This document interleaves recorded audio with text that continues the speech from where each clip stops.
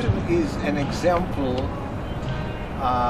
vibrant example, on the concept of how to attract health and cure.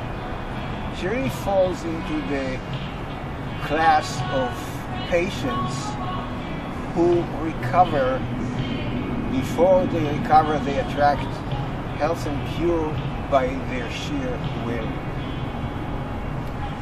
She was diagnosed at the age of 26 with acute promyelocytic leukemia, which is number one at a young age, and number two, one of the worst classes of myelocytic and bone marrow leukemias to be diagnosed.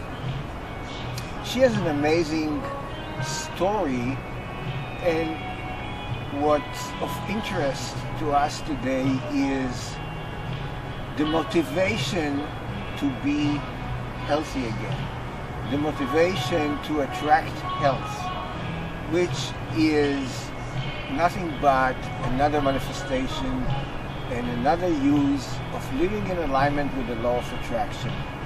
Rachel, how was it when you were first diagnosed at age 26? What were the circumstances? You know, that's a really interesting question. I got into a car accident that saved my life. Well, Total God thing, right?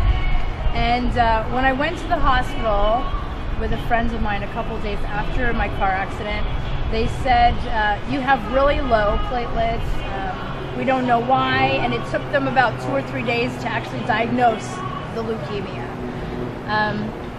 But the craziest thing that the nurses said was, you have bruises. I had bruises everywhere before my car accident. And because when I was 26, I was really clumsy, so I just figured that, you know, I was just running into stuff and it was no big deal. And the biggest thing was I did not feel sick. I didn't feel like anything was wrong with me except for a headache and the bruises. And the bruises were the biggest indicator of leukemia. so what happened next?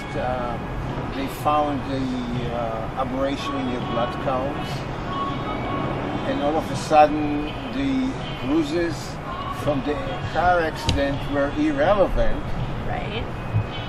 And things started to happen to you and to your family. Right. What did they do to you? What did you do to me, everybody? You know, the first thing that happened after I was initially diagnosed was my mom brought her whole entire church over to the hospital because the church was down the street from where I was at. And they came in and they all prayed around me. And they were all talking about healing and you're going to get through this and you're going to survive this. And I think I was really in a state of like, is this really happening to me kind of thing, shock. But I dealt with it in such a positive way that I didn't allow it to affect me or my fight. It's very interesting what Rachel just told us, and this is an unrehearsed interview, that the church participated in intercessory prayer on her behalf. That's awesome. This is a phenomenon that has been researched and researched and researched. Does outside prayer help a patient? Let's see what's the next chapter and what happened to the prayer and what are the results of the prayer. So what happened next? Okay, so this is probably like my favorite story, and this will really show you the attitude that I have about dealing with cancer.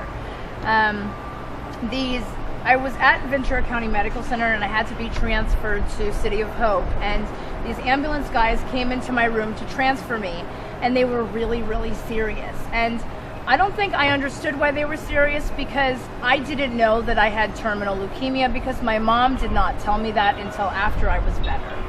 And so my attitude was like, okay, let's go, do what we have to do and get over and get through this thing. And so the ambulance guys came in and they were really serious. We get into the ambulance and my mom is like praying to God, please God save my daughter, please let her survive, you know, and she's rushing down to the City of Hope. And I get in the ambulance And these guys are like way too serious for me. And so I started talking to the bald guy in the back, and this is where I fall in love with bald men. Like when I saw Adam last night, you know, doing his comedy show, I wanted to just run up to him and just rub his head.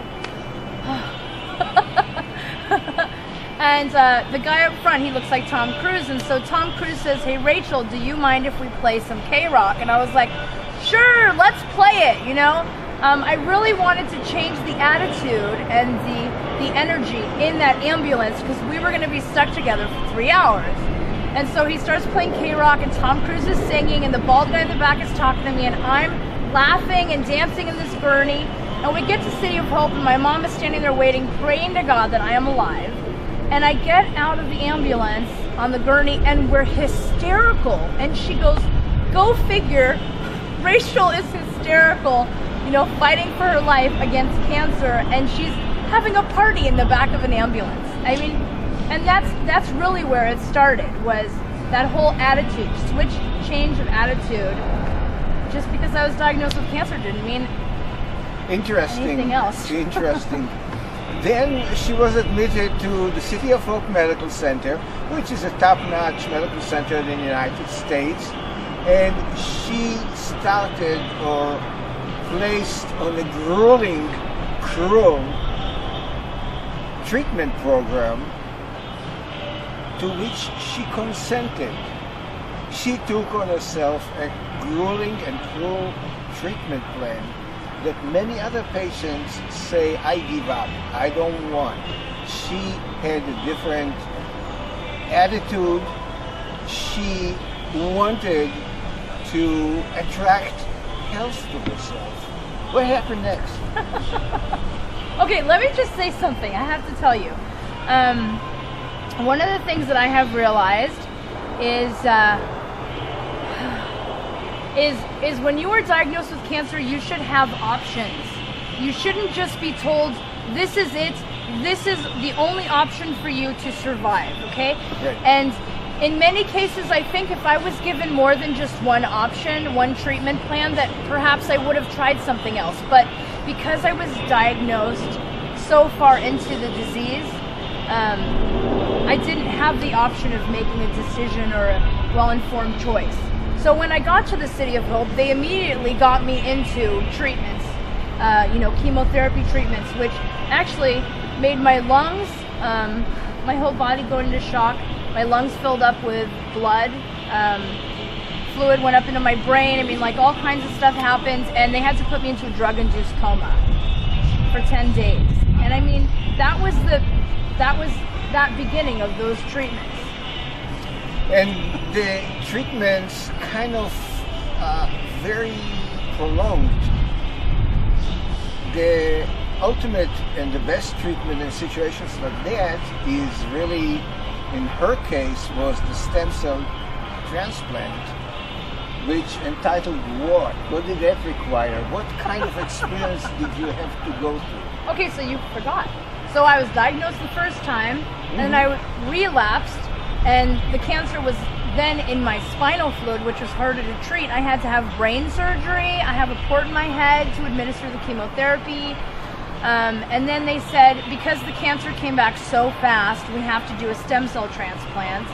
And the stem cell transplant involved harvesting of my stem cells, total body radiation, chemotherapy. I mean, all kinds of fun and exciting stuff. And let me tell you, every single day that I went to radiation, I had fun. I had so much fun. And that sounds so weird, but if you saw the pictures of me, standing in this harness thing that's meant to hold you up because they expect patients to pass out while they're getting the 30 minutes of radiation on one side of their body, 30 minutes of radiation later. I am sitting in there like I'm going to parachute out of a plane, laughing, talking to the radiation techs. I was always finding a way to have fun with it, no matter how grueling and no matter how difficult it was to go through that. Rachel, how long did this treatment plan last? What was the duration? Of what, the stem cell transplant? Everything from the beginning to when you were finally discharged from a hospital for home care. Okay. Well, they were two separate times. So when I was first diagnosed, it took about a month before I got back home. And then I had to go in every single month for a week for treatments.